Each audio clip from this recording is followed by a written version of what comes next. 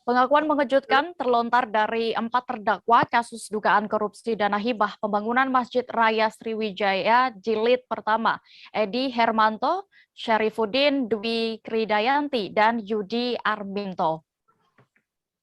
Keempat terdakwa kasus dugaan korupsi itu mengaku tidak menyesali perbuatannya. Hal tersebut dikatakan mereka dalam persidangan yang digelar di Kejati, Sumsel pada Jumat 22 Oktober 2021. Informasi lengkapnya akan disampaikan oleh rekan kami, Nisha dari jurnalis Ripoku, yang kini sudah tersambung bersama kami. Halo Nisha. Oke, selamat siang Dea, Palembang melaporkan. Ya Nisha, apakah benar 4 terdakwa kasus dugaan korupsi Masjid Raya Sriwijaya ini tidak menyesal atas perbuatan mereka?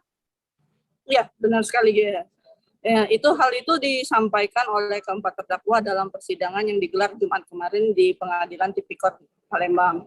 Keempatnya merasa tidak menyesali karena merasa tidak melakukan perbuatan salah dalam kasus dugaan korupsi Masjid Sriwijaya ini. Begitu Dea. Lalu bagaimana tanggapan hakim saat itu mendengar pernyataan dari keempat mereka itu? Oke, tanggapan hakim sendiri sangat menyayangkan ya. Hakim itu mengatakan dalam persidangan seharusnya keempat terdakwa ini menyesali perbuatannya. Pasalnya hingga saat ini Masjid Sriwijaya sendiri belum selesai dan belum menjadi bangunan yang seperti diharapkan oleh masyarakat Palembang, seperti itu deh.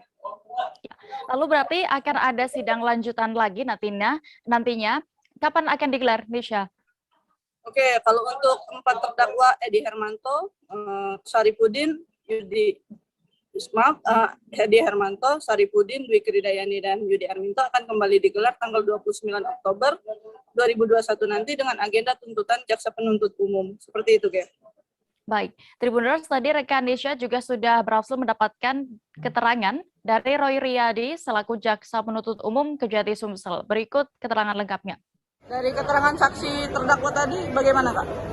Yang kemudian Mintu sama dengan Dwi Kridayanti. Yang pertama, kita menanyakan mengenai proses lelang ya.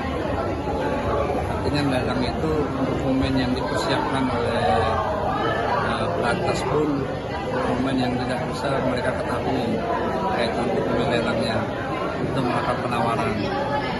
Penawarannya pun tidak melibatkan pihak Media Karya, karena berdasarkan bukti dari ini tanda tangan dan dalam KSO itu dilakukan itu di bulan September ketika kontrak sudah dilaksanakan visi kontrak. Oke Kak, terkait nominal-nominal yang disebutkan tadi Kak, ada kaitannya nggak dengan terdakwa Edi Hermanto dan Syarifuddin sendiri dalam kasus ini? Ya, nanti kita tanyakan dengan Edi Hermanto dan Syarifuddin. Kalau Syarifuddin ada kaitannya kan itu ada pengeluaran, jadi prinsipnya pihak perantas Yudi Arminto dan Dwi Kridayanti mengakui setiap pencatatan yang keluar dari kantor pusat itu tercatat sebagai pengeluaran kantor pusat. Setiap pengeluaran dari proyek tercatat sebagai pengeluaran proyek. Dan itu sesuai dengan dokumen-dokumen yang kita sajikan, dari rekan koran sampai